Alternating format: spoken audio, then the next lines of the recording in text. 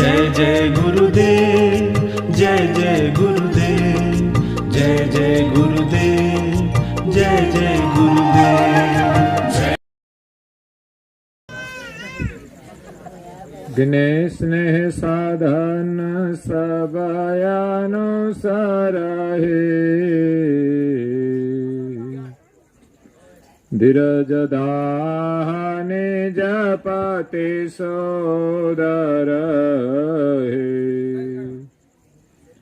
भोजन सूक्ष्म करे लगोयारा,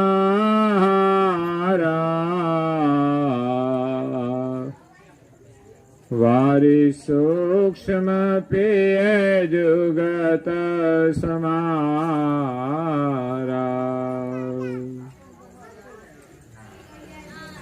प्रेमी भक्तजनों, ज्ञान संप्रदायना अद्य स्थापक अनंत ब्रह्मांडाधीश विश्व नियंता सकर्ता सत कैवलना परम विशेष अंश अनंत अंशोना तारणहार परम मोक्षना दाता कैवल धर्म धुरंधर महान समर्थ परम श्रेष्ठ परम विभूतिवान परम दयाळु परम कृपा निधि सर्वज्ञ दिव्य परम गुरु श्रीमद करुणासागर महाराज ना कृपा पात्र पूज्य श्री नारायणदास जी महाराज स्वरचित सिद्धांत भावनी ग्रंथ ने विषय विश्वभરના મનુષ્ય તનુધારી ચૈતન જીવાત્માઓને સંબોધીને યથાર્થ જ્ઞાનનો ઉપદેશ આપતા 47મા અંગને વિશે સાધનાનો મહિમા સમજાવતા કહે છે, ગિને સ્નેહ સાધન સબ અનુસરહી, ધીરજ દાહ નિજ પતિ સુધરહી। કોઈ પણ કાર્ય કરવું હોય તો આપણામાં એનું જ્ઞાન જરૂરી છે કે નહીં?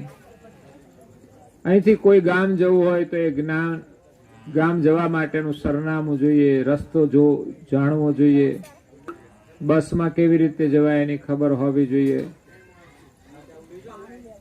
ના ખબર હોય તો પૂછી લઈએ, પણ એનું જ્ઞાન હોવું જરૂરી છે। તમે કોને પૂછો? જેને જ્ઞાન હોય એને પૂછો ને। એટલે અહીંયા પરમ ગુરુ શ્રીમદ કરુણાસાગર મહારાજના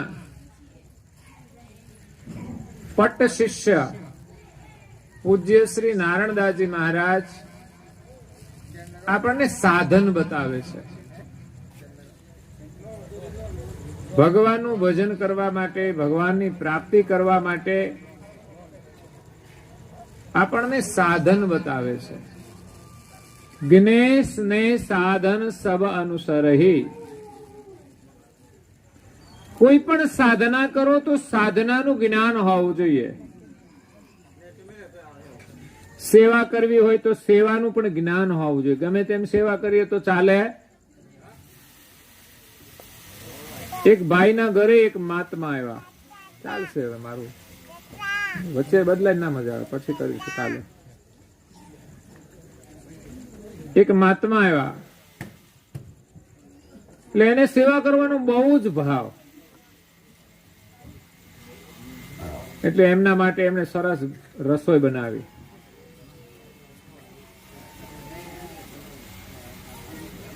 ક્યાંક વાંચ્યું હશે કે ભાઈ મહાત્મા કોઈ આવે તો એને આપણે પ્રેમથી જમાડવા જોઈએ, પછી પંખો નાખવો જોઈએ,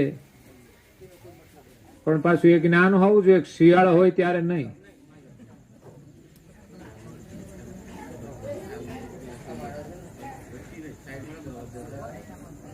ગરમ અને ઠંડુ પાણી ઋતુ અનુસાર જોઈએ, નહીં તો પછી શિયાળામાં ઠંડા પાણી નવડાવે તો એ સેવા ના કહેવાય। એટલે મહાત્મા આવ્યા, એના માટે સરસ ભોજન બનાવ્યું, એને જમવા બેસાડ્યા અને પછી એ બાજુમાં ઉભો રહીને પંખો નાખે છે અને સેવામાં એટલો બધો આમ ઓતપ્રોત થઈ ગયો કે હવા નાખતો નાખતો આંખો મીચીને હવા નાખવા માંડ્યો અને લડીને પડી ગયો નીચે એના માથે, થાળી માથે. તો ખાવાનું તો બધું બગડ્યું, બધે ચારે બાજુ જે જમવાનું તો બધું ઉડ્યું. તો એનો સેવાનો ભાવ બહુ હતો પણ વિવેક નહોતો. સેવાની અંદર ભાવ પણ જરૂરી છે અને વિવેક પણ જરૂરી છે. વિવેકનો મતલબ જ્ઞાન જરૂરી છે કે આપણે કેવી રીતે સેવા કરવી જોઈએ. તો પૂજ્ય શ્રી નારાયણદાસજી મહારાજ કહે છે કે જ્ઞેશ ને સાધન સભા અનુસાર કોઈ પણ સાધન હોય તમે એનું જ્ઞાન પ્રાપ્ત કરો અને પ્રેમથી કાર્ય કરો. તમે ઘરમાં રસોઈ બનાવો તો રસોઈનું તમને જ્ઞાન હોવું જોઈએ, પણ એકલા જ્ઞાનથી કામ નથી થતું. બનાવવાનો પ્રેમ પણ જોઈએ. બનાવ્યા પછી પીરસવાનો પ્રેમ જોઈએ. નહીં તો એમ પેલા જેમ ઓલા રોટલી નાખી દે કૂતરા આવ્યા હોય ને એમ પછી જમાડ દે તો થોડું ચાલે. પ્રેમ પણ જોઈએ. બનાવવાનો પણ એક પ્રેમ હોય છે. તમારી રસોઈમાં જે પ્રેમ હોય એ જમનારને એક ઔષધનું કામ કરે છે. જે જમે એના પ્રત્યે પણ પ્રેમ પ્રગટ થાય, જે જમાડે એના પ્રત્યે પણ પ્રેમ પ્રગટ થાય. એટલે કોઈ પણ કાર્ય કરીએ એમાં જ્ઞાન જોઈએ અને બીજું પ્રેમ જોઈએ. જો જ્ઞાન ન હોય તો આપણે કામ ન કરી શકીએ. કોઈ પણ નોકરી કરવી છે કે ધંધો કરવો છે તો એનું જ્ઞાન જોઈએ. ઘણા લોકો ભણેલા હોય, ડિગ્રી મળી ગયો હોય તો જ્ઞાન તો છે, પણ જો કામ કરવાનો પ્રેમ ના હોય તો પણ એકલા જ્ઞાનથી કામ થતું નથી. નહીં તો ઘણા લોકોને બહુ જ્ઞાન હોય ને આખા ગામને સલાહ આપતા હોય, પણ એ કશું ના કરે. બજાર બેઠા બેઠા સલાહ જ આપે. શું કામનું ભાઈ? એટલે જ્ઞાનની સાથે પ્રેમ એટલે પુરુષાર્થ જરૂરી છે.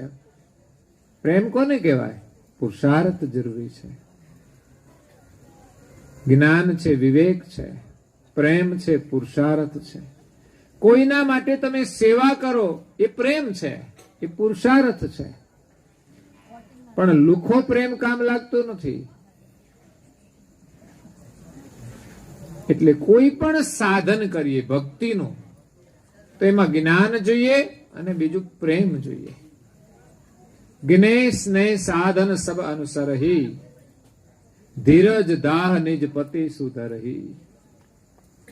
માલિકને પ્રાપ્ત કરવા છે તો એનું જ્ઞાન જોઈશે. ભગવાન કોને કહેવાય? એની સમજણ જોઈશે. કરુણાસાગર મહારાજ આ વિશ્વની અંદર આપણા માલિક કોણ છે એની સમજણ લઈને આવ્યા છે. ભગવાન અનેક નથી, એક જ છે. અને એવું સ્થાપન આ વિશ્વની અંદર પરમ ગુરુ શ્રીમદ કરુણાસાગર મહારાજે કર્યું છે કે આપણા સૌના સર્જનહાર એક છે. એના માટે તુલસીદાસ મહારાજ શ્રીએ બહુ એક સરસ ભજન લખ્યું છે. હે જગમાં જીવ માત્ર ના એક જ સર્જનહાર છે રે. તમને આવડે બોલતા? હે વાતો કરવી હોય તો કરો મારી સાથે, બોલો. બોલતા પણ આવડવું જોઈએ. ગમે તે બોલી એનો કોઈ અર્થ નહીં, પણ જીવનમાં જે ઉપયોગી હોય એવું બોલવું જોઈએ. એની હું આગળ વાત કરીશ, પણ અત્યારે આ જગતના સર્જનહાર એક છે. હે જગમાં જીવ માત્ર ના એક જ સર્જનહાર છે રે. ઓખે પરમ કૃપાળો સૌને સરખો પ્રાણ માટે સૌને સરખો એ જીવવાનો અધિકાર છે રે. માલિક કોણ? તો કે જે બધાને જીવન આપે છે તે આપણા માલિક. આ શ્વાસ ક્યાંથી આવે છે? તો કે આ જગતના જે સર્જનહાર છે, જે જીવનદાતા છે, એ આપણને જીવન આપે છે. બ્રહ્માંડના જે દેવતાઓ છે, બ્રહ્મા વિષ્ણુ મહેશ, એને પણ એ જ જીવન આપે છે. અને એમની કરુણાથી જ આ બધા દેવો સૃષ્ટિમાં આવીને ધર્મનું સ્થાપન કરે છે. એટલે સર્જનહાર જગતથી ન્યારા છે, એને કોઈ જાણતું નથી. એ ક્યારેય આ વિશ્વમાં અવતાર લઈને આવતા નથી. એટલે જગતના જીવો આ જગતના સર્જનહારથી અજાણ છે, એને જણાવવા માટે પરમ ગુરુ શ્રીમદ કરુણાસાગર મહારાજ વિશ્વમાં પ્રગટ થયા છે. આ શરીરને ચલાવનારો ચૈતન જીવાત્મા એક છે, એમ આ બ્રહ્માંડને ચલાવનારો સર્જનહાર એક જ છે. એ જીવનદાતા છે, પરમ કૃપાળુ, સૌને સરખો પ્રાણ. ઓખે પરમ કૃપાળુ સૌને સરખો પ્રાણ. કોઈને ઓછો વધતો આપતા નથી. હો, બધાને જીવન સરખું જ આપે છે. પ્રાણી માત્રને, જીવ માત્રને પરમ કૃપાળુ સરખું જીવન આપે છે. એમાં કોઈ ભેદભાવ રાખતા નથી. આ બીજી વસ્તુઓ આપણને ઓછી વધતી મળે એ આપણું ભાગ્ય, પણ માલિક તરફથી જે આપે છે એ બધાને સરખું જ આપે. સૂર્યનો ઉદય થાય તો પ્રકાશ બધાને સરખો મળે છે? કોઈને ઘરમાં ઓછો આવે છે? હે, પાપીના ઘરમાં તો અંધારું ના રહેવું જોઈએ, પુણ્યશાળીને જ પ્રકાશ થવો જોઈએ ને. પણ ના, કુદરતનો નિયમ જે છે, એમની જે વસ્તુ છે એ બધાને સરખી જ આપે છે. વરસાદ વરસે તો શું કરે? બધે નથી વરસતો, પણ ઘણા લોકો કે કોઈક જગ્યાએ ઓછો વરસે છે. એમાં એનું કઈ ભાગ્ય તો હશે જ. બાકી પરમાત્મા કોઈના પ્રત્યે પક્ષપાત નથી કરતા. કુદરતના નિયમ અનુસાર વર્ષા થતી હોય છે, પણ આપણે એનું બેલેન્સ બગાડીએ છીએ એટલે વરસાદ ઓછા થાય છે. એની સાયકલ જે ચાલતી હોય એમાં આપણે વિક્ષેપ કરતા હોઈએ છીએ, એટલે વરસાદ ઓછો વધતો થાય છે. એટલે માલિકે જે વ્યવસ્થા કરી છે બધાને સરખી મળે છે. આપણા કર્મ પ્રમાણે આપણને ઓછું વધતું મળે, પણ માલિક કોઈના પ્રત્યે પક્ષપાત રાખતા. એક બાપના બે દીકરા હોય, એક થોડોક વધુ કમાતો હોય અને બીજો થોડો ઓછું કમાતો હોય. એક ભણેલો હોય ને એક અભણ હોય, તો પેલો થોડો ગરીબ રહી જાય ને પેલો થોડો આગળ જતો રહે. શહેરમાં જાય, ભણે અને ગાડી ને બંગલો ને બધું થઈ જાય. ખરેખર તો મોટાએ નાનાને અડધો હિસ્સો આપવો જોઈએ, એનું નામ ભાઈ કહેવાય. પણ આ તો એવો સ્વાર્થ કે આ તો હું કમાઉં છું, અને ભાઈ આડો પગ ના કરે તો ઘરેથી બેન કરે, એ જુદા કાઢે. મોટા ભાગે એવું કરે છે. એટલે નાના અને મોટા દીકરા પ્રત્યે મા બાપનો પ્રેમ સરખો જ હોય. એના માટે બેવ દીકરા સરખા. ભલે પ્રારબ્ધ પ્રમાણે, કર્મ પ્રમાણે એને સુખ ઓછું વધતું મળે, સંપત્તિ ઓછી વધતી મળે. એક માતા પિતાના જે સંતાન છે એમાં પણ આપણે ભેદ જોઈએ છે. નાના હોય ત્યારે બધું સરખું જ હોય, પણ મોટા થયા પછી પોતપોતાની સમજણ પ્રમાણે, પોતપોતાના કાર્ય પ્રમાણે પછી આગળ વધતા હોય છે. એટલે ભાઈઓમાં ઘણા ગરીબ રહે, ઘણા અમીર થઈ જાય છે. કોઈને વળી સારી નોકરી મળી જાય તો સુખી થઈ જાય, અને નોકરી ના હોય તો મજૂરી કરવી પડે. એટલે પરમાત્મા બધાને સરખું જીવન આપે છે. એને સર્જનહાર કહેવાય. હવે અંતરમાં એ જ્ઞાન તેનું છૂટે અભિમાન દેખે સર્વને સમાન કોઈને કરે ના હેરાન એવી અંતરની ઉઘડે તો બેડો પાર છે રે. આપણા ભગવાન એક છે, માલિક એક છે. પછી હિન્દુ હોય, મુસલમાન હોય, યહૂદી હોય, પારસી હોય, ખ્રિસ્તી હોય કે કોઈ પણ વિશ્વની જાતિ હોય, ભલે માને બધા જુદા જુદા.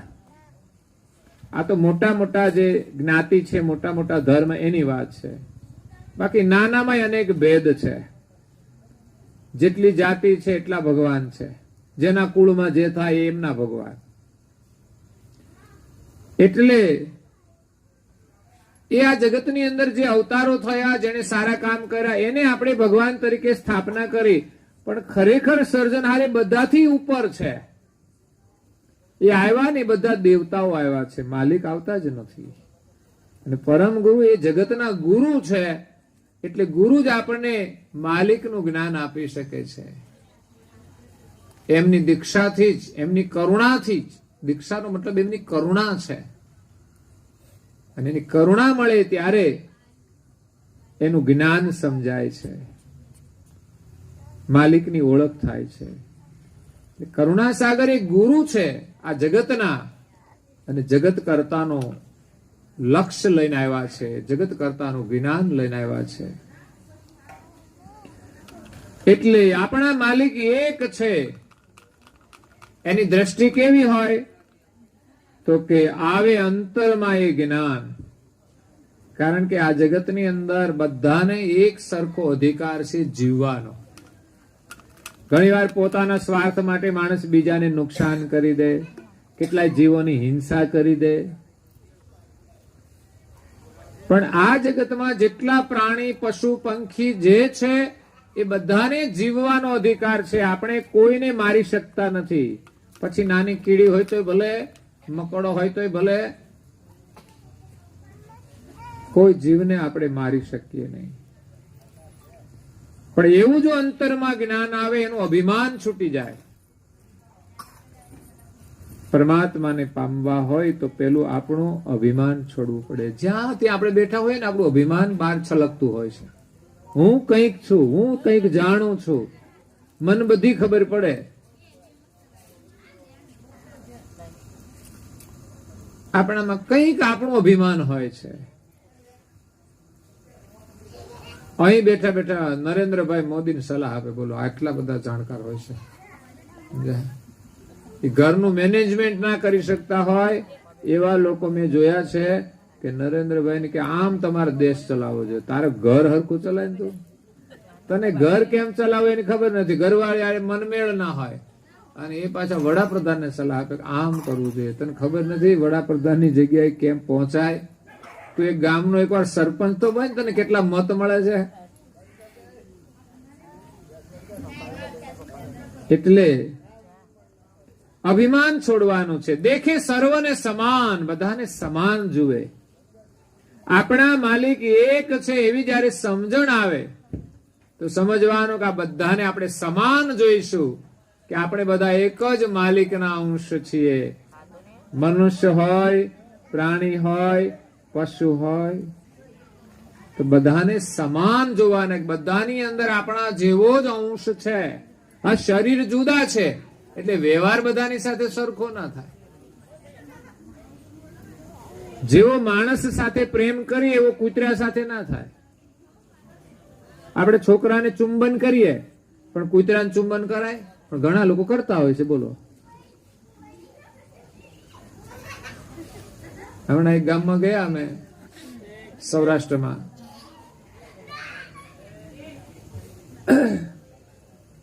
માણેકવાડા, બગસરાથી આગળ. તો એક શિવ મંદિરમાં ગયા. ત્યાં એક મહાત્મા રહે છે, કરુણાદાસ. એમણે ત્યાં એક કૂતરો છે પાળેલો, એટલો બધો આમ પ્રેમ વાળો.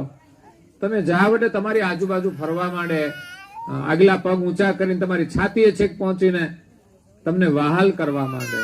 આટલો બધો પ્રેમાળ કૂતરો હતો. એમાં કોઈ માજી ને 2-4 બહેનો, 1-2 ભાઈઓ દર્શન કરવા માટે આવ્યા શિવજીના. એટલે કૂતરો તો નવો આવે ને એની પાસે સીધો જાય. એને માણસ પ્રત્યે બહુ પ્રેમ હતો. કોઈ પણ માણસ આવે એવું નહીં કે મહાત્મા છે એને જ પ્રેમ કરે, અને આપણે તો કેવું આપણાને જ પ્રેમ કરીએ, બીજાને નહીં. એના કરતા તો કૂતરા હારા, બધાને પ્રેમ કરે. પણ ઘણા કૂતરા બધા હરખા ના હોય. તમે જો શેરીના કૂતરા ભગવા જોઈને કોઈ સાધુ મહાત્મા આવે ને તો ભસે પાસે, નવા કોઈ આવે તો ભસે. પણ આ એક કૂતરો એવો હતો કે કોઈ પણ માણસ આવે ને પ્રેમ કરે. એટલે માજી બેઠા દર્શન કરવા, કૂતરો આવીને બધે ફરવા માંડ્યો ને ઘડી થાય તો કે હુડ માજી કે. એટલે અમે કહ્યું કે ભાઈ એ કૂતરો છે ને બહુ માણાવલો છે, માણાવલો. એટલે માણસોને બહુ પ્રેમ કરે છે. એટલે કે કઈ મોઢું થોડું ચાટવા દેવાય કે પ્રેમ કરે તો? વાતે બહુ સાચી છે. એ મોઢું ચાટે તો બરાબર ના જ કહેવાય ને. એટલે બધાને પ્રેમ કરવાનો, કૂતરાને પ્રેમ કરવાનો, પણ કૂતરાના સ્થાને. પછી એને છોકરાને જેમ ખોળામાં રાખીને રમાડવાના ના હોય, એને ખાવાનું આપવાનું હોય. બીજું શું એને જોઈએ? એને અરે ફરે. પણ લોકો તો મા બાપને પ્રેમ ના કરે એટલો કૂતરાને પ્રેમ કરે. બોલો, મા બાપ વૃદ્ધાશ્રમમાં, વિદેશમાં તમે જુઓ ને તો મોટા ભાગના લોકોના મા બાપ જુદા રહેતા હોય, કાં તો વૃદ્ધાશ્રમમાં રહેતા હોય, કૂતરાને પ્રેમ કરતા હોય. એટલે આપણે બધાને સમાન જોવાના છે. બધાની અંદર ચૈતન છે તો આપણાથી કોઈને દુઃખ થવું જોઈએ નહીં. આ પ્રેમ જોઈએ. આપણા સ્વાર્થ માટે આપણે કોઈને દુઃખી નહીં કરવા જોઈએ. પણ અત્યારે તો લોકો ઘરમાં ને ઘરમાં એકબીજાને દુઃખી કરતા હોય છે, જોયા છે. ઘરમાં ને ઘરમાં લોકો લડતા હોય છે. આ સ્વાર્થ સિવાય બીજું કઈ જ નહીં. એક પોતાનો વ્યક્તિગત સ્વાર્થ હોય એ બધા માટે લડે. પરિવારનો સ્વાર્થ હોય એ પડોશી સાથે લડે. કારણ કે આપણા પરિવારનો આપણો પ્રેમ હોય ને, અને એમાં સ્વાર્થ હોય ત્યારે પડોશી સાથે કંઈક વિવાદ થાય તો લડાઈ થાય. અને પોતાનો વ્યક્તિગત સ્વાર્થ હોય તો પત્ની સાથે પણ લડે ને પતિ સાથે પણ લડે. એટલે આવું જો જ્ઞાન થઈ જાય તો અભિમાન છૂટી જાય. દેખે સર્વને સમાન, કોઈને કરે ના હેરાન. બધાને સમાન જોવાનો મતલબ કોઈને હેરાન ન કરાય. આ ધર્મની પરિભાષા છે કે આપણાથી કોઈને દુઃખ થવું જોઈએ નહીં. અને બીજું છે કે આપણે બીજાને સુખ આપવાનું છે. એ પરમ ધર્મ છે. સામાન્ય ધર્મ આપણાથી કોઈને દુઃખ ન થાય. અને સાચો ધર્મ છે આપણે બીજાને સુખ આપીએ. એવી અંતરની ઉઘડે તો બેડો પાર છે. અંતરની આંખો જો ઉઘડી જાય, આ બે આંખો છે, એક બહારની આંખો છે, એ તો બધું જોવે છે, પણ બધું હરખું જોવે છે, બધું સારું જ જોવે છે, બધું સાચું જ જોવે છે. આપણે જીવનમાં સાચું ગ્રહણ કરવાનું, સારું ગ્રહણ કરવાનું અને ઉપયોગી હોય તે ગ્રહણ કરવાનું. આ ત્રણ પરિભાષા સોક્રેટિસે આવો ઉપદેશ આપેલો. એમને ત્યાં કોઈ વ્યક્તિ આવી એમના શિષ્યની ફરિયાદ લઈ કે તમારો ચેલો છે ને એના વિશે મારે ફરિયાદ કરવી છે. જેમ આપણા છોકરા વિશે કોઈ આપણી ફરિયાદ કરવા, આપણને ફરિયાદ કરવા આવે કે તમારો છોકરો આવો છે ને તેવો છે ને એવું. એટલે એમણે કહ્યું મારે ફરિયાદ કરવી છે તમારા શિષ્ય વિશે. તો કે ફરિયાદ કરે એનો વાંધો નહીં, પણ તારી જે ફરિયાદ છે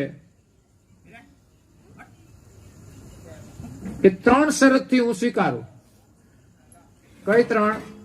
તો કે એક તો તારી જે વાત હોય ને એ સાચી હોવી જોઈએ, એની ખાતરી હોવી જોઈએ. ઘણી વાર લોકો કાને સાંભળેલી વાતો હોય ને વેપાર કરતા હોય. બોલો, જડી હળદર ને વેપાર માંડ્યો. હળદર જડી હોય અને પછી વેપાર ચાલુ કરે. જડેલી હળદર કેટલો વેપાર થાય? જડેલી વસ્તુથી કઈ વેપાર ના થાય ને. એમ સાંભળેલી વાતો છે ને એનાથી આપણે બીજાને સલાહ આપતા હોઈએ છે, વેપાર કરતા હોય. વાત સાચી છે ખોટી એ તો ખાતરી કરો પેલા. સાંભળી નથી ને બીજાને વેચી નથી. આમ ઉમંગ હોય છે લોકોને બીજાને વાત કહેવાનો. પણ મૂલ્યાંકન કરો વાત સાચી છે કે નહીં. સીધે સીધી બીજાને પીરસી નહીં દેવાની. એક શરત, વાત સાચી હોય તો કદાચ સાચી ન હોય તો સારી હોવી જોઈએ. સારું હોય તો ગ્રહણ કરો તમે. કદાચ સારું ના હોય તો ઉપયોગી તો હોવું જોઈએ. આપણા જીવનમાં ઉપયોગી હોવું જોઈએ.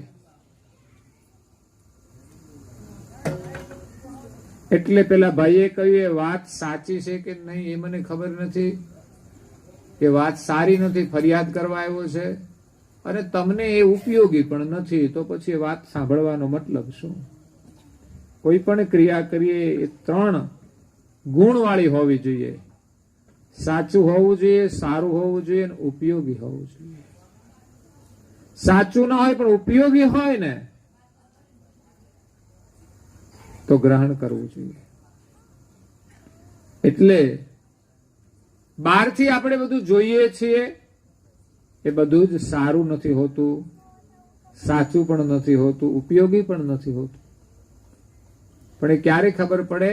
અંદરની જો આંખો ખુલે તો ખબર પડે. આંખથી માત્ર જોવાનું કામ કરે આંખ, પણ સારું છે કે નરસું એ તો અંદરની આંખ જ્યારે ખુલે ત્યારે ખબર પડે.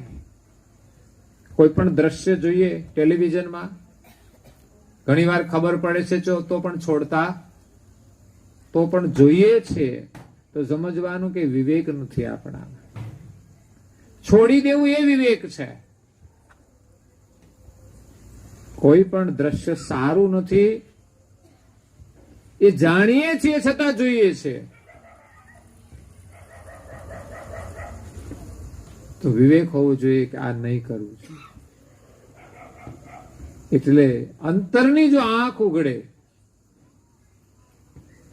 તો આપણો બેડો પાર થઈ જાય. એ આપણે સત્સંગથી જ ઉઘડે છે. જ્ઞાન દ્વારા એક અંદરની આંખ ખુલે છે. જે જ્ઞાનથી આપણે સારું જોઈ શકીએ, સારું સાંભળી શકીએ, સારું બોલી શકીએ, સારું કામ કરી શકીએ.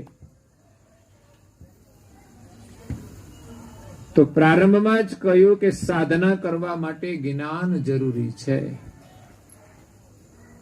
અને જ્ઞાન પ્રાપ્ત કરવું હોય તો ધર્મ પુસ્તકોનું અધ્યયન કરવું પડે, સારા પુસ્તકોનું અધ્યયન કરવું પડે.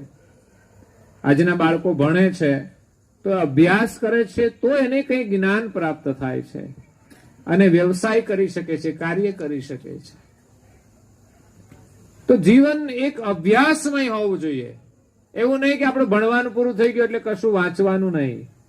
છેલ્લા શ્વાસ સુધી આપણો અભ્યાસ ચાલુ જ રહેવો જોઈએ. જીવનમાં સારું સારું જે મળે એનો અભ્યાસ કરો. આજે પ્રધાનમંત્રી છે, આખા દેશનો વહીવટ કરે છે, એને ઘણું બધું વાંચ્યું છે, અભ્યાસ કર્યો, નોલેજ પણ છે, છતાં એ અભ્યાસ છોડશે નહીં. કારણ કે જ્ઞાન ભૌતિક જગતમાં પૂર્ણ થતું નથી. વિદેશો સાથે પણ વ્યવહાર કરવામાં જ્ઞાન બહુ જરૂરી છે અને અભ્યાસ કરવાથી જ્ઞાન વધે છે. જ્ઞાન પૂર્ણ ક્યારે થશે? જ્યારે આપણને આપણા આત્માનું જ્ઞાન થશે કે હું કોણ છું, પોતાનું જ્યારે જ્ઞાન થઈ જશે પછી જ્ઞાન પરિપૂર્ણ થઈ જશે. જ્યાં સુધી આપણે આપણને નથી જાણતા ત્યાં સુધી આ દુનિયાનું ગમે તેટલું જ્ઞાન હોય એ પૂર્ણ નથી. આ શરીર છોડીને ગયા પછી બીજો જન્મ લીધો, એમાંથી એક એકડો યાદ રહેવાનો નથી. ફરી નવેસરથી ભણવું પડશે. હા, ગયા જન્મનું સુકૃત હોય અને એને સારી બુદ્ધિ મળે, એ જલ્દી અભ્યાસ કરી અને હોશિયાર થઈ જાય એ વસ્તુ જુદી છે. પણ આપોઆપ બધું જ્ઞાન થતું નથી. એટલે આત્મજ્ઞાન થઈ જાય કે હું કૈવલ્યનો અંશ છું, બસ. તો કૈવલ્યનું જ્ઞાન થશે અને આપણે એમના છીએ અને એમના થઈએ એ જ્ઞાન થઈ જાય તો બીજા કોઈ જ્ઞાનની જરૂર નથી. પણ એ માલિકને પામવા માટે આપણે સાધના કરવાની છે. એટલે નારણદાસજી મહારાજ શ્રી કહે છે કે ધીરજ દાહ નિજ પતિ સુધરહી. નિજ પતિની, સર્જનહારની, ભગવાનની આપણે ભક્તિ કરીએ તો જ્ઞાન જોઈએ, સ્નેહ જોઈએ અને ત્રીજું ધીરજ જોઈએ. ધીરજ બહુ જરૂરી છે. તમે ઘઉં વાવો, ઘઉં પછી અઠવાડિયામાં પાછા બીજા કઈ નવા ઘઉં લાગીને મળે નહીં. પાછા 1 મહિનામાં ના મળે, 2 મહિનામાં ના મળે. એના માટે 4 મહિના જે જરૂરી હોય એટલી આપણે પ્રતીક્ષા કરવી પડે. તો એ છે ધીરજ. બહેનોને રસોઈ બનાવી હોય તો અમુક સમય તો લાગે જ. ભાઈ આવે ને મારે જલ્દી ખાવું છે તેમ કે ચમત્કાર છે, તમને તૈયાર થાળ આપી દે.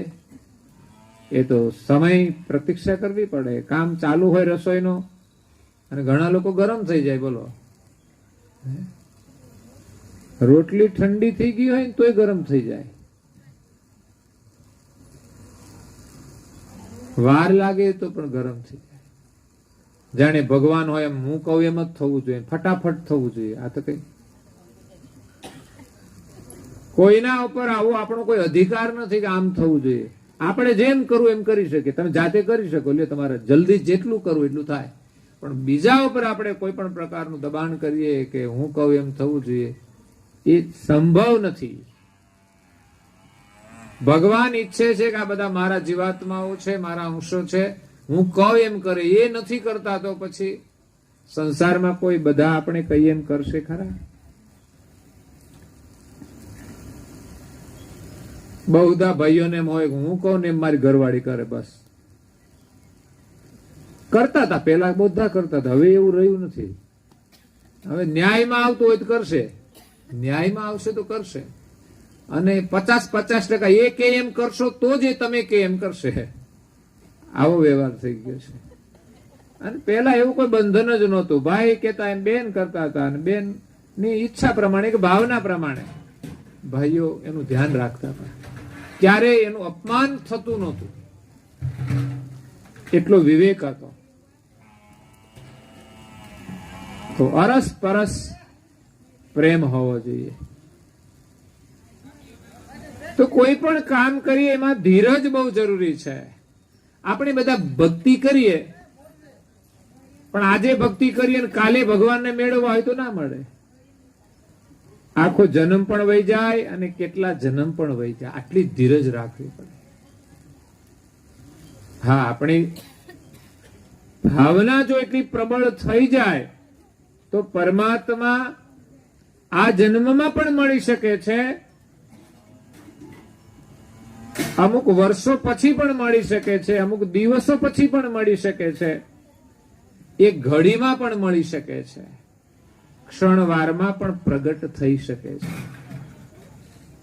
પણ પરમાત્માને પામવાની આપણી જિજ્ઞાસા અને પ્રેમ એટલો પ્રબળ હોય કે આ સંસારમાં કોઈ જગ્યાએ આપણો પ્રેમ ના જોડાય અને એક પરમાત્માને પામવામાં જ પ્રેમ લાગી જાય તો તત્કાળ પરમાત્મા મળી જાય. પણ આપણો તો અહીંયા 17 જગ્યાએ જોડાયેલો છે. 17 તો આપણે કહીએ, બાકી કેટલી જગ્યાએ જોડાયેલો છે. કેમ પરમાત્મા મળે? અને આપણે ભક્તિ જ ભૌતિક સુખ માટે કરીએ છીએ. મારે આ જોઈએ, મારે પેલું જોઈએ, એટલે ભગવાન ક્યાંથી મળે? એટલે 17 જગ્યાએ પ્રેમ જે જોડાયેલો છે એ બધી જગ્યાએથી છોડાવી અને એક માત્ર પ્રભુ પ્રત્યે જોડાય ત્યારે પરમાત્મા પ્રાપ્ત થાય છે. તમે તમારા જીવનમાં અનુભવ કરી જુઓ. એક ઘરવાળા સાથે પ્રેમ જોડ્યો છે, બીજા 15 સાથે જોડજો. એનો સંબંધ રહેશે? કોઈ એક સાથે જોડો ને તોય ગડબડ થઈ જાય ઉભી.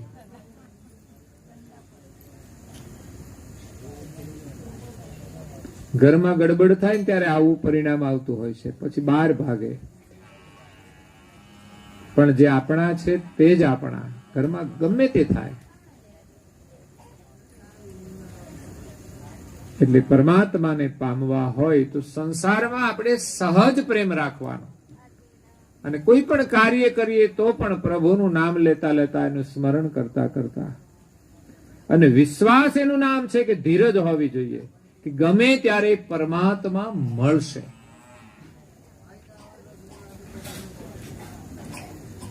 એકવાર નારદ મુનિ વૈકુંઠમાંથી મૃત્યુલોકમાં આવ્યા તો કોઈ ચાલ્યા જતા હતા, એમાં કોઈ ભગવાનનું સ્મરણ કરતું હતું ધ્યાનમાં બેસીને. તો નારદ મુનિ આવ્યા એટલે એમણે પૂછ્યું કે મને ભગવાન ક્યારે મળશે? તો કે આ તું જે ઝાડ નીચે બેસીને ભજન કરે છે, ઝાડના જેટલા પાન છે ને એટલા વર્ષ પછી તને ભગવાન મળશે. પેલો માણસ નિરાશ થઈ ગયો. આટલા બધા વર્ષ પછી એને સાધના છોડી દીધી. ત્યાંથી નારદ મુનિ આગળ નીકળ્યા, ચાલ્યા જતા હતા, બહુ દૂર નીકળી ગયા. પછી એક સાધક એક ઝાડના નીચે બેસીને સાધના કરતો હતો. નારદ મુનિ ગયા એટલે એમને પ્રણામ કર્યા. એમણે પણ પૂછ્યું કે મને ભગવાન ક્યારે મળશે? એ કે આ ઝાડના જેટલા પાન છે ને એટલા વર્ષ પછી ભગવાન મળશે. હે કે મળશે ને? ખુશ થઈ ગયો, નાચવા માંડ્યો. આ એનો પ્રેમ હતો. મળશે ને, બસ આટલી જ ખાતરી જોઈએ. બાકી લોકોને ભરોસા નથી હોતા.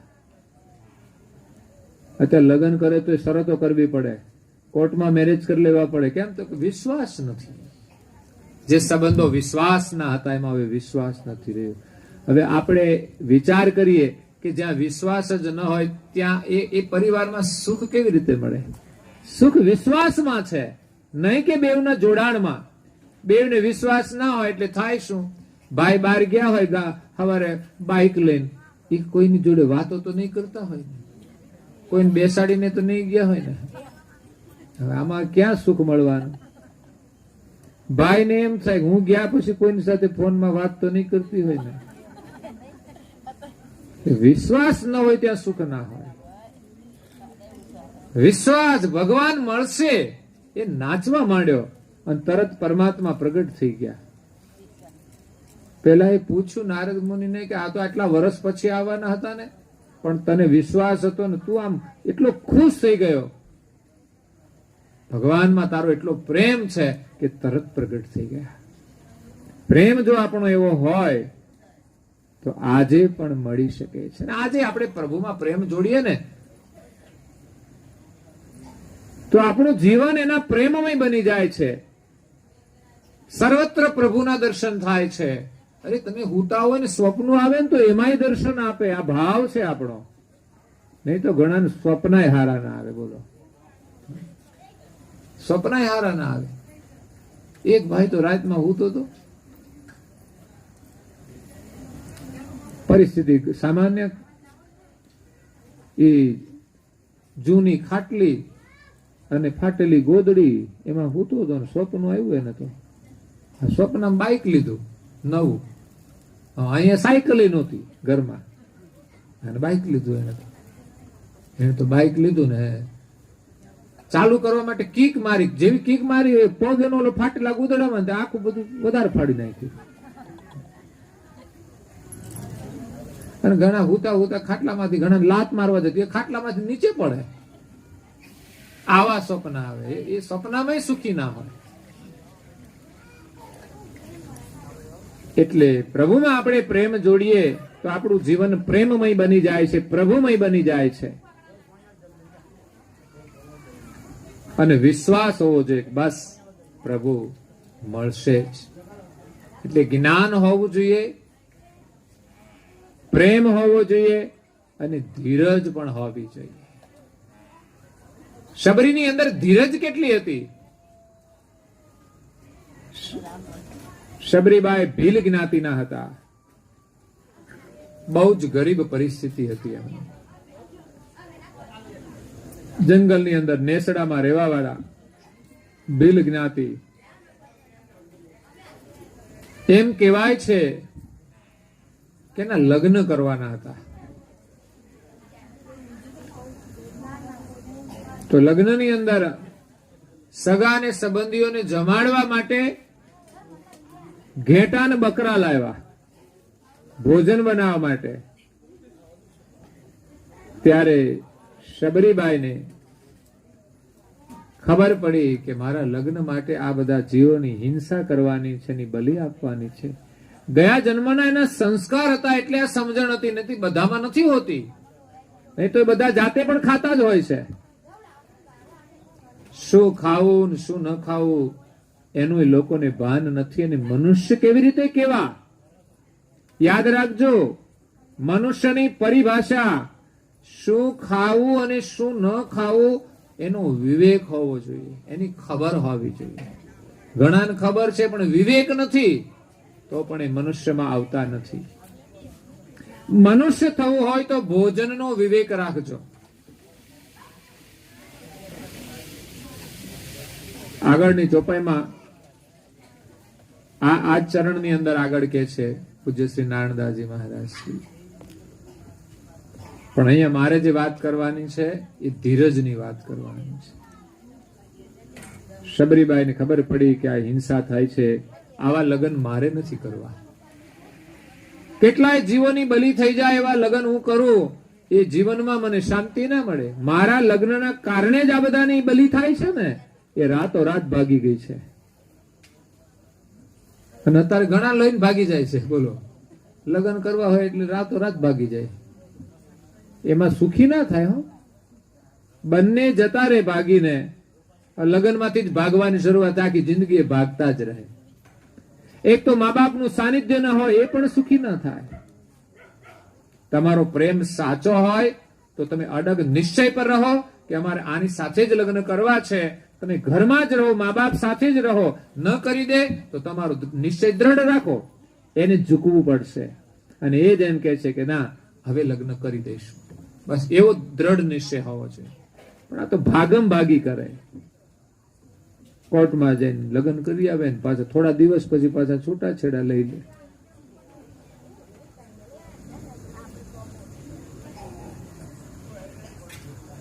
કોર્ટ તો એક પ્રક્રિયા છે ન્યાયની, કે આની અંદર ક્યાંય અન્યાય થાય. કારણ કે એક લઈને જતો રહે ને પછી થોડા દિવસ પછી ગમે નહીં, ભાગી છોડીને જતો રહે. એટલે કોર્ટની પ્રક્રિયા ન્યાયની છે, એ જરૂરી હોય છે. આ ભાગમ ભાગી વાળામાં બધી ન્યાય તંત્ર બહુ જરૂરી છે.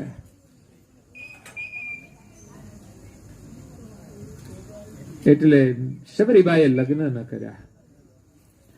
કોઈક ઇતિહાસ જુદા પણ છે, જુદા જુદા જાણવા મળતા હોય છે. એમ કહેવાય છે કે શબરીબાઈનું જે સ્વરૂપ હતું ને, એટલું બધું સુંદર નહોતું, કુરૂપ હતું. એટલે એમનો ઘરવાળો બહુ ત્રાસ આપતો હતો. આવા કેસ બનતા હોય ને, એમે એને છોડીને જતા રહ્યા. હમણાં જ મેં પ્રસંગ સાંભળેલો, કદાચ તમે સાંભળ્યો હોય, સમાચાર સાંભળતા હોય એટલે. એક બેન એના પિયર જતા રહ્યા, અને અત્યારે તો ઘણા જાય છે, પણ શા માટે ગયા એ જાણવા જેવું છે. એમના ઘરવાળા બહુ જાડા હતા, એટલે કે આ બહુ સારો નથી દેખાતો, ભદ્દા જેવો લાગે એમ કે લે. હવે જે છે એ છે, લગ્ન કર્યા ત્યારે જે પોઝિશન હતી પછી તે બહુ સારું ખવડાવ્યું છે એટલે ભદ્દા જેવો થઈ ગયો. કાં તો પછી બહારનું કઈ ખાતો હશે બહુ. એટલે આ માણસ છે ને, આમ સારો ના દેખાય ને તોય ગમતું નથી લોકોને. એટલે લોકોએ ધ્યાન રાખવું જોઈએ, ભદ્દા જેવા ના થઈ જાય.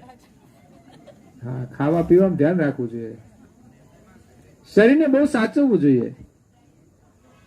જો કે આવા કેસ બહુ ઓછા હોય. માણસ માણસને જોવે છે, એના પ્રત્યેનો જે પ્રેમ હોય એને જોવે છે. શરીર તો ભાઈ એના હાથમાં નથી. ક્યારેક વારસાના એના લક્ષણો હોય ને, આનુવંશિક લક્ષણ, તો પણ મા બાપના જે શરીર મેદસ્વી હોય તો સંતાનોના પણ બાળપણથી મેદસ્વી થઈ જતા હોય છે. પણ એ મેદને ઘટાડી શકાય છે. બાળપણમાંથી કોઈ બાળક મેદસ્વી હોય તો એને બાળપણમાંથી ધ્યાન રાખવામાં આવે, કસરત કરાવવામાં આવે, આસન પ્રાણાયામ કરે, અને આહારની અંદર પણ નિયંત્રણ, એટલે ઓછું નહીં ખાવાનું, પણ એને શું ખાવું જોઈએ. અત્યારે ફાસ્ટ ફૂડ ને બધું છે ને, એ પણ શરીરને નુકસાન કરનાર હોય છે. તો ચાલે છે બધું. જેના શરીર ઘાટઘૂટ વગર ના હોય એમને ધ્યાન રાખવાનું વધારે. એટલે શબરીબાઈએ લગ્ન ન કર્યા. કારણો ઘણા હશે, પણ એ જંગલમાં જઈને રહે છે. પછી ત્યાં જે સંતો હોય એને ચાલવાનો જે રસ્તા હોય એ સાફ કરીને એની સેવા કરે છે. અને એમ કરતા માતંગ ઋષિના આશ્રમમાં રહે છે. બીજા કોઈ સંતો એને નીચ વર્ણની જાણીને સ્વીકાર ન કર્યો. જ્યારે માતંગ ઋષિ આત્મદ્રષ્ટિ વાળા હતા કે એમણે જાતિ ન જોઈ, એનો ભાવ જોયો, એનો પ્રેમ જોયો, એના ગુણ જોયા, અને એને એના શરણમાં લીધી. અને માતંગ ઋષિ જ્યારે શરીર છોડીને જાય છે અને સંકેત થઈ જાય છે કે મારે જવાનો સમય છે, ત્યારે શબરીને કહે છે કે તારી ઝૂંપડી એક દિવસ રામ આવશે. શબરી તો ખુશ થઈ જાય છે, પણ ક્યારે આવશે એ કહ્યું નથી. પણ શબરીનો વિશ્વાસ ગજબનો છે. આખી જિંદગી વીતી ગઈ. શબરીની યુવાની હતી ને એમણે વચન આપ્યું, માતંગ ઋષિની ઉંમર થઈને જતા રહ્યા, પણ યુવાનીની પ્રતીક્ષા આખી જિંદગી વીતી ગઈ. ત્યારે વૃદ્ધાવસ્થાની અંદર અંત સમયે રામે એને દર્શન આપ્યા. પણ એની ભક્તિ કેવી, એમની પ્રતીક્ષા કેવી. આપણા જેવા છે ને, મહેમાન એમ કે અમે આવીએ છીએ, પછી ના આવ્યા હોય, પછી વાળા ફરી પાછા એમ કે અમે આવીએ છીએ, પછી ના આવ્યા હોય, પછી ત્રીજી વાર એમ કે અમે આવીએ છીએ, પછી આપણે પ્રતીક્ષા ના કરીએ, આવશે તો આવશે, ખબર નહીં.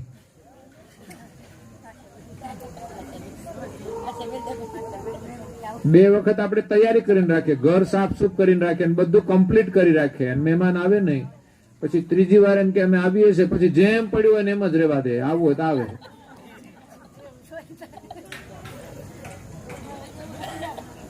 શબરીનો વિશ્વાસ એવો હતો કે રોજ રામની પ્રતીક્ષા કરે છે.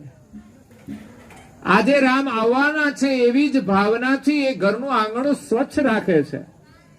એ જ ભાવનાથી રામ માટે વનમાંથી ફળ લઈ આવે છે. એમાં ચર્ચા તો બોરની જ થાય છે. કદાચ રોજ થતા હોય કે નહીં, પણ જે સમયે રામ આવ્યા ને ત્યારે બોરના ફળનો સિઝન હશે. બાકી તો જંગલમાંથી જે સિઝનના ફળ હશે એ લાવી રાખતા હશે. આપણા ઘરે મહેમાન આવ્યા હોય તો જે સિઝન ચાલતી હોય એ ફળ આપણે આપીએ. એ 12 મહિના તો બોર ના હોય ને. જ્યારે શબરીની પ્રતીક્ષા તો એવી હતી કે આજે રામ આવવાના છે તો ફૂલ પણ લાવી રાખે અને ફળ પણ લાવી રાખતી. પણ જ્યારે રામ આવ્યા ને એ દિવસે બોર હતા, પણ જે ફળ લાવતી ને એ ચેક કરીને લાવતી કે આ ફળ ખાટા તો નથી ને. આપણે ઘણીવાર ખરીદવા જઈએ છીએ તો નથી લારીમાં જોતા થોડુંક ચાખવા તો દે કેવું છે, ખાટું તો નથી ને. કોઈ કોઈ વસ્તુ, એમ બધું નહીં, પણ કોઈ વસ્તુ ચાખવા જેવી હોય ચાખીએ. એવું નહીં કે બધી ચાખી ચાખીને ખવડાવ્યા, પણ એમણે જે બોરડીના બોર લીધા ને એ ચાખી જોયા કે આ એકાદ બોર ખાય એટલે ખબર પડી જાય ને કે આ જાતિ, આ બોરડીની જાતિ કેવી છે. ઘણા કુળના એકાદ ને તમે જોવો તો ખબર પડી જાય કુળ આખું કેવું છે. એના સંસ્કાર ઉપરથી ખબર પડી જાય. એટલે શબરી કાયમને માટે રામની પ્રતીક્ષા કરે છે. કેવી પ્રતીક્ષા! ફૂલ લઈ આવે, ફળ લઈ આવે, આંગણું ચોખ્ખું કરી રાખે. ત્યાં જમવાનું તો બનાવવાનું નતું, ફળ ફૂલ ખાઈને જ રહેવાનું હતું. અને ઝાડ ઉપર ચડીને આમ દૂરથી જોવે ક્યાંય દેખાતા તો નથી ને રામ. આ એની પ્રતીક્ષા હતી. પ્રસન્નતાથી ઝાડ ઉપર ચડીને રામની પ્રતીક્ષા કરે છે. પણ જ્યારે સાંજ પડે ત્યારે એ નિરાશ થઈ જાય છે કે આજે રામ આવ્યા. પછી બીજા દિવસે ફરી એની એ જ પ્રતીક્ષા શરૂ. એવું નહીં કે 2-3 દિવસ રાહ જોઈને પછી કે આવશે ત્યારે જોયું જશે. આપણે એમ જ રાખવાનું ને, આવશે કયું છે એટલે. પણ એની પ્રતીક્ષા એ આવ્યા છે, નહીં કે માત્ર માતંગ ઋષિના કહેવાથી. આપણને કોઈ કહી દે તમારે આમ થઈ જાય એમ થઈ જાય, પણ આપણામાં કંઈક એ ભાવના હોય ને તો એનું વચન સાચું થાય છે. એટલે કોઈ કે એ પણ બરાબર છે, અને એના માટે આપણે મહેનત કરવી એ પણ જરૂરી હોય છે. આપણે બેસી રહીએ ને તો ભગવાનના આશીર્વાદ પણ સફળ ના થાય. એટલે જીવનભર એને પ્રતીક્ષા કરી. એની ધીરજ એક ગજબની હતી. સાધન કરો, તમે ધીરજ રાખો. કહેવત છે ને, ઉતાવળે આંબા પાકે. આજે વાવો ને કાલ થોડો કઈ આંબો પાકી જાય, કેરી આવી જાય. એનો જે સમય લાગે એ તો લાગે જ. પરિપક્વ થતા જે સમય લાગે. કાચી કેરી હોય પણ એને પરિપક્વ થતા સમય લાગે. એમ આ માણસ છે ને, એને પરિપક્વ થતા સમય લાગે છે. એક દિવસમાં કોઈનું પરિવર્તન થઈ જતું નથી. પણ વિશ્વાસ ને ધીરજ હોવી જોઈએ કે આ માણસ એક દિવસ સુધરી જશે. ઘરમાં કોઈ પણ વ્યક્તિને સુધારવા માટે આપણે પ્રયાસ કરીએ તો વિશ્વાસ હોવો જોઈએ, ધીરજ હોવી જોઈએ, સમજણ હોવી જોઈએ, અને એના પ્રત્યે પ્રેમ હોવો જોઈએ, તો ચોક્કસ પરિણામ આવશે. 3 ગુણ પ્રધાન છે. એક જ્ઞાન, બીજો સ્નેહ, અને ત્રીજી ધીરજ.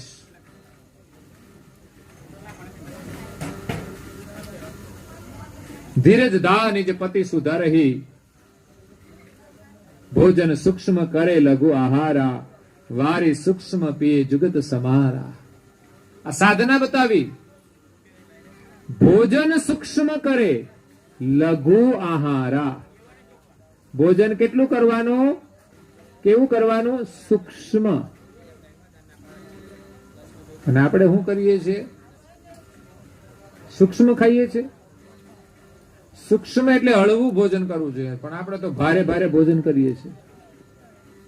પેટ ભારે થઈ જાય પછી આમ હલાય ચલાય નહીં. કે છે કોઈ કે ઊભા થવાય નહીં, આટલું ખાઈ લે. બોલો, એમ કે પાણી લાવજો તો કે ઊભું નહીં થવાય. કેમ? તો બહુ ખવાઈ ગયું છે.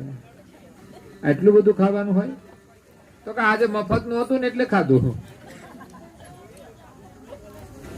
ઘરે તો ગણી ગણીને રોટલી ખાય, પણ મફતનું મળે ત્યારે દબાવે કે હવારે ખાવું ના પડે.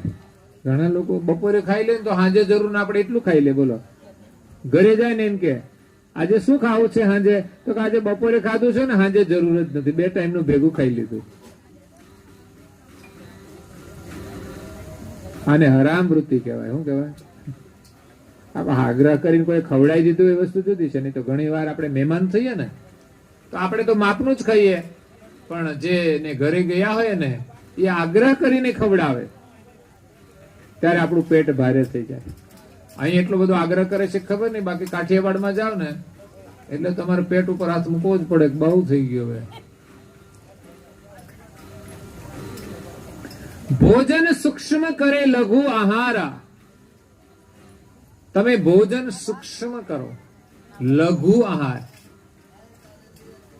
આપણે ત્યાં ઋષિ મુનિઓએ શાસ્ત્રોની અંદર, આયુર્વેદની અંદર ભોજનની બહુ જ ચર્ચા કરી છે. પણ આપણે ત્યાં ભણવામાં આયુર્વેદ આવે છે? નથી આવતું. એટલે આપણને કઈ જ ખબર નથી કે કેટલું ખાવું જોઈએ, શું ખાવું જોઈએ એની પણ ખબર, અને શું ઘરમાં બનાવવું જોઈએ એની પણ બહેનોને ખબર છે. શું જમવાનું બનાવવું જોઈએ એ પણ ખબર, કેવી રીતે બનાવવું એ ખબર નથી હોતી. બોલો, હમણાં અમે સુરત ગયા હતા, એ કે પાપડનું શાક બનાવી લ્યો. આ બધા કેવા આઈસ્ક્રીમ ના ભજીયા. ઓહો, આવું બધું સાંભળીએ તો આપણને તો આશ્ચર્ય થાય. મેં કે આ બધા અક્કલનું પ્રદર્શન જ કરે છે. જેમ ફાવે એમ બધું બનાવે છે અને ખાય બધું પાછા. નવું નવું જે સાંભળે બધું ખાય. આવું તો કેટલું બનાવે છે. આ મંચુરિયમ ફંચુરિયમ નું ક્યાંય વર્ણન આયુર્વેદમાં નથી. હો, આ તમે બધા બનાવ્યું છે, બધા દાબો છો, મોજ કરો છો. પીઝા ફીઝા ના બધું છે ને આ બહારથી આવ્યું છે, વિદેશમાંથી આયાત થયું છે. બાકી કોઈ વાસ્તવિક આઈટમ છે નહીં. લોકો ફ્રૂટ સલાડ બનાવે ઘરમાં, આ બધા બનાવતા હશે. લ્યો ને, આ તો ગામડામાં બનાવે ફ્રૂટ સલાડ. હે, દૂધની અંદર ફ્રૂટ નાખવાનો આહાર વિરુદ્ધ છે, પણ ખબર જ નથી. દૂધ સાત્વિક વસ્તુ છે, એની અંદર કોઈ ખાટી વસ્તુ ન ખવાય. એ શરીરમાં જઈને બગડે છે, ગમે તે વિકૃતિઓ થાય છે. પછી એમ કે આ તો વ્યસન નહોતું તોય આને કેન્સર થયું. થાય જ ને. આપણને ખબર જ નથી હોતી શું ખાવું જોઈએ. જે ખાઈએ છીએ એમાં પણ ખબર નથી. કદાચ ફ્રૂટ સલાડ ન બનાવ્યું હોય તો પણ દૂધ સાથે કોઈ ખાટી વસ્તુ નહીં ખાવી જોઈએ. દૂધ સાથે નમક પણ નથી ખવાતું. તો આપણે તો નમક વાળું હોય તો દૂધ પીતા હોઈએ છીએ. તે આહાર વિરુદ્ધ છે. એની અંદર સૂક્ષ્મ વિકૃતિઓ આવે પણ ખબર નથી હોતી.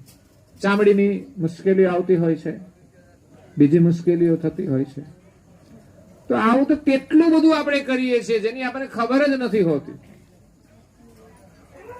ન ખાવાનું બધું ભેગું ખાતા હોઈએ છીએ.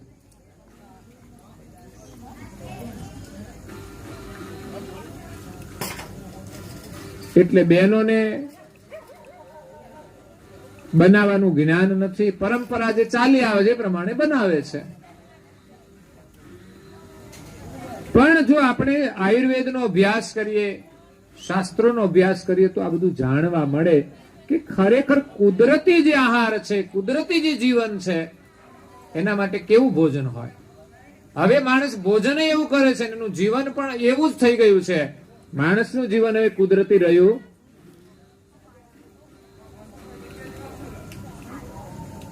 એના વિચારો પણ કુદરતી નથી, નેચરલ નથી. એ જેવું જીવે છે એવું જે માને છે કે આવું જ જીવન હોય. એમ નથી માનતો કે હું આ જીવન જીવું છે ખોટું છે, મારે ખરેખર આવી રીતે જીવવું જોઈએ, આ મારે નહીં ખાવું જોઈએ. તો ખાવાની વસ્તુઓ છે પણ કેટલી જ જોઈએ આપણે. એક બે આઈટમ તમે બનાવો બહુ થઈ ગયું, પણ લોકો તો 10 આઈટમ ભેગી કરે ને એમાં બધું અડધું તો કંઈક ને કંઈક વિરુદ્ધ આહાર વાળું ભેગું થઈ જ જાય. અત્યારે તો લગ્ન પણ દેખાદેખી કરતા હોય છે. મોટી મોટી પાર્ટીઓ વાળા તો કેટલી 50 આઈટમો કરે અને ખાવા વાળા 50 શાખે. બોલો, એ ક્યાંક દેખાદેખી કરે છે.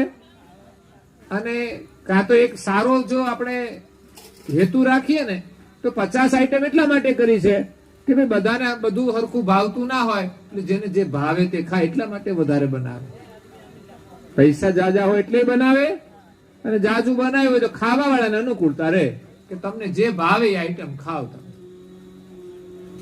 કોઈને ડાયાબિટીસ હોય તો ગળ્યું ના ખવાય, પણ ઘણી વાર લોકો લગ્નમાં જાય કે હાલો થોડી એક ટીકડી લઈ લેશું એમ કરીને ખાઈ લે છે, ચાખી લે.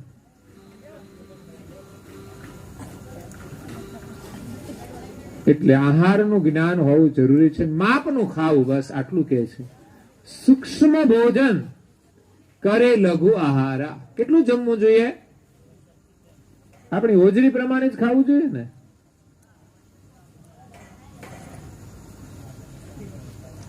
પછી લિમિટ હોય એની, આપણને ખબર પણ પડે કે હવે લિમિટ આવી, પછી લિમિટ બહાર આપણે જમતા હોઈએ છીએ.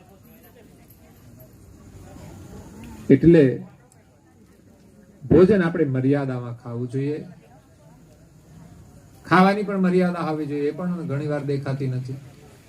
લારી તમે જુઓ તો બહાર ફરો ને, એ ઉભા ઉભા પાણીપુરી દાબતા હોય, કોઈની શરમ નહીં. બોલો, અને એ પાણીપુરી આમ ખાય ને એટલે અંદરથી આમ પિચકારીઓ નીકળતી હોય, અડધો આમ રગેડા નીચે ઉતરતા હોય. આ તો કોઈ ખાવાની રીત છે? પેલા તો જાહેરમાં ખાતા જ શરમ આવી જોઈએ આપણને, કે કોઈક લોકો જોતા હોય અને આપણે ખાતા હોઈએ. આપણા ઘરમાં ઈવન કોઈ પણ ને જોતા ખાવું બરાબર નથી હોતું. બહારના કોઈ આવીને બેઠા હોય ને આપણે ખાતા હોઈએ એ યોગ્ય નથી હોતું. ઘરના કૂતરા આમ બહાર આંટા મારતા હોય ને એની નજર પડી જાય ભોજન ઉપર એની નજરે સારી નથી એમ કે છે. કૂતરાને તમારે આપવું હોય તો પછી આપી દેવાનું, પણ ઘણાના ઘરમાં કૂતરા આટા મારતા હોય. એટલે ખાવાનો વિવેક પણ હોવો જોઈએ. આપણે ત્યાં પેલા એક પરંપરા હતી કે ભાઈઓને પેલા જમાડતા હતા બહેનો, એ જમી લે પછી બહેનો જમતા હતા. આની પાછળ શું હેતુ હતો કે ભાઈઓ આમ ભૂખ્યા ના રહે, પૂર્ણ જમી લે પછી વધઘટમાં બહેનો જમતા હતા. એની ભક્તિ હતી. કદાચ ઓછું હોય ને તો બહેનો ચલાવી લેતા, આજે પણ ચલાવે છે. અને ભાઈઓને ચાલે નહીં ઓછું હોય તો.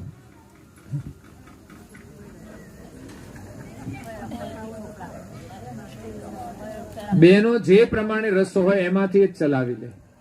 કદાચ એક માણસ વધી જાય ને તો કદાચ એના માટે થોડું ઓછું વધે ને તો પણ એ ચલાવી લે. એક માણસ માટે નવું ના બનાવે. એટલે બહેનો વધઘટમાં રહેતા હોય છે. જો કે હવે સાથે જમે છે એ સારું છે, તો ભાઈઓમાં થોડા સંસ્કાર આવે કે બે સાથે મળીને ખાઈએ. અને મેં એવા જોયા છે પતિ પત્ની એક જ ડીશમાં ખાતા હોય. એટલું જ નહીં, પેલું પીવાનું હોય ને એ પણ એક જ વાટકામાંથી પીતા હોય. આ બે હારા કેવાય. હમણાં એક ઘરે ગયા અમે પદરામણીમાં, તો દૂધ બનાવ્યું. તો એક વાટકો ભરીને ભાઈને દૂધ આપ્યું બેને. એ કે લ્યો ને આ પીવાય.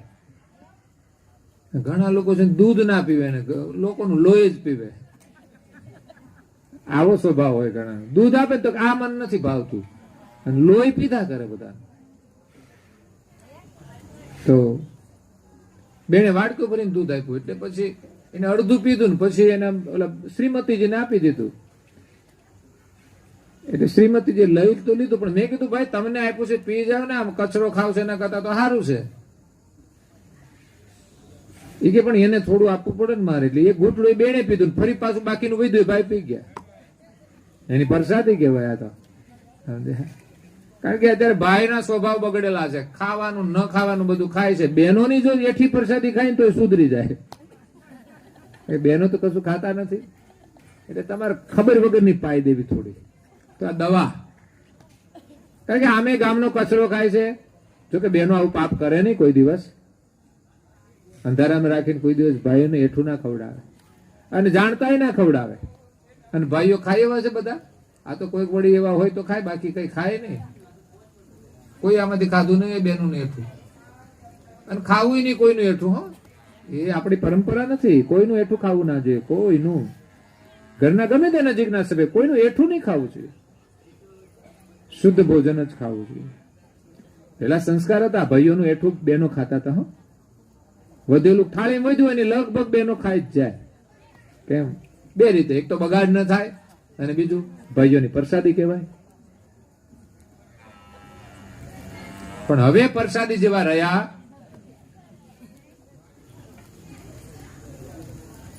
બહારનો કચરો ખાતા હોય એમાં હું એની પ્રસાદી ખાવાની.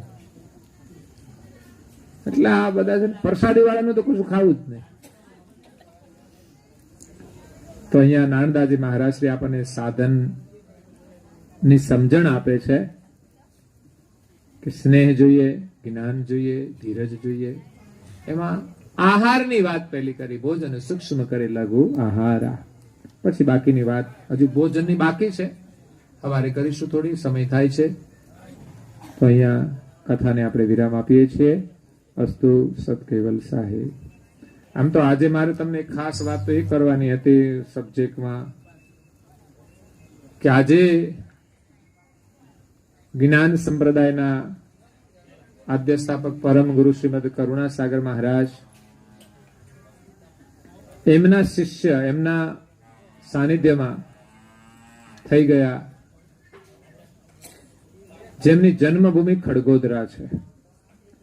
રઘુરામ મહારાજ, જેમણે 12 વર્ષ સુધી તપ કર્યું. 12 વર્ષ સુધી 5 વખત બેસીને 60 વર્ષ સુધી તો એક આસન ઉપર બેસીને તપ કર્યું. અલગ અલગ જગ્યાએ અમુક અમુક સમયે 12 વર્ષ સુધી. એની જન્મભૂમિ ખડગોદરા છે. ખડગોદરા જોયું? લાડવેલ થી બાલાસિનોની વચ્ચે આવે છે ખડગોદરા ગામ, અને ક્ષત્રિય કુળમાં એનો જન્મ થયો અને એમણે 20 વર્ષની ઉંમરે પરિવારને છોડી દીધો. એમના એક ભાઈ હતા, એમને પગભર કરીને, પરિસ્થિતિ ગરીબ હતી એટલે જ્યાં સુધી એ ગરીબ પરિસ્થિતિ હતી ત્યાં સુધી રહ્યા. પછી એમને પરણાવીને પછી પોતે નીકળી ગયા સંન્યાસી જીવન માટે. તો સાધુ બન્યા અને એમાં તપશ્ચર્યાઓ કરી. હજુ એને સમય વધારે નથી થયો, 125 વર્ષ પહેલા જ, અને 131 વર્ષ જીવ્યા, સ્વસ્થ જીવન જીવ્યા, નખમાય રોગ નહીં. પોતે ઔષધિના જાણકાર હતા, કારણ કે પોતે સાધના કરી, ધ્યાન કર્યું, એને બધી જ વનસ્પતિનું જ્ઞાન હતું કે કઈ વનસ્પતિ આપણા રોગ માટે ઉપયોગી છે.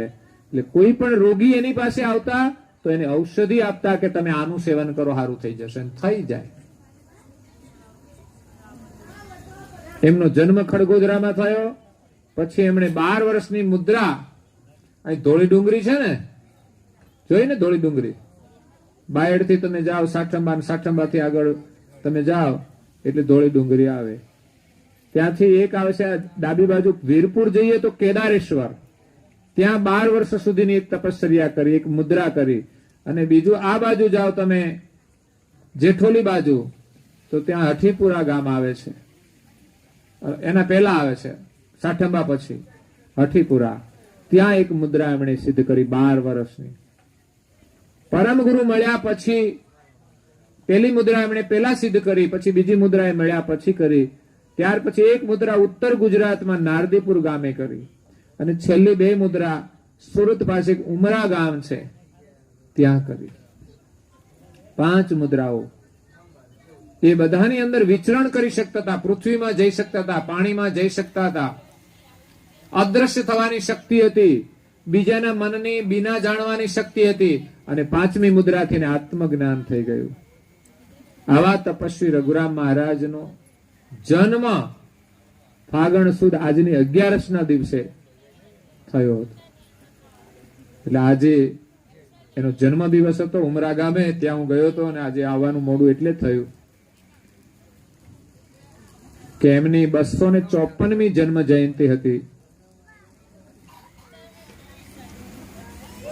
આપણને એમના જીવનમાંથી ગૌરવ પ્રાપ્ત થાય કે એમણે કેવી સાધના કરી. આપણે થોડું તો જીવન સંયમમાં જીવીએ, ખાવા પીવામાં, હરવા ફરવામાં, બોલવામાં, કપડા પહેરવામાં. એકમાત્ર લંગોટીથી આખી જિંદગી એની ચાલી ગઈ, અને આપણે 17 જોડી હોય તોય આપણને સંતોષ નથી થતો. ઘરવાળાને કે મારે આ લેવું છે, ના પાડે એટલે મોઢું બગડે. બોલો, આ પ્રક્રિયા તો કાયમ ચાલતી હોય. એ ના ન પાડે ત્યાં સુધી ખુશ રહે, પણ જો ના પાડી એટલે જોવાનું. પછી સાંજે કઢીને ખીચડી જ હોય, પછી ભજીયા ના બને.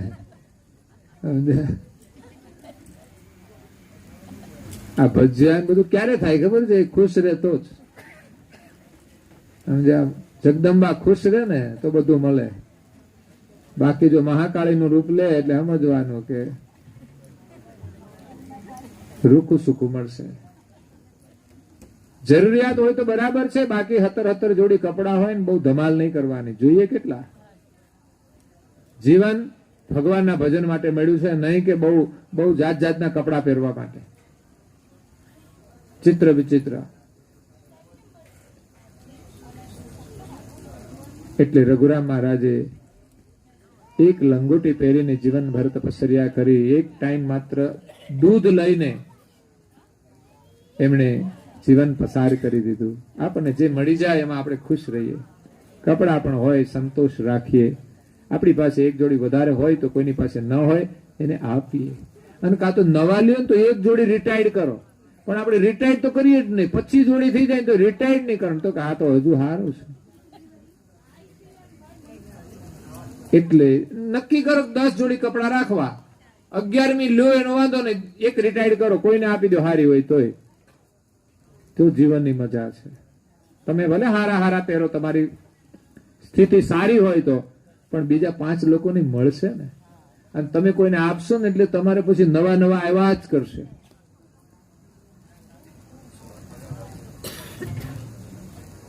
તો આ તપસ્વી રઘુરામ મહારાજનો આજે જન્મદિવસ હતો, એની હાર્દિક શુભકામનાઓ છે. એમનું જીવન દર્શન કરજો, એનું જીવન ચરિત્રનો વાંચન કરજો, આપણને એમાંથી ભક્તિ કરવાનું બળ મળશે. તો આ સાથે અહીંયા કથાને વિરામ આપીએ છીએ. અસ્તુ સત કેવલ સાઈ.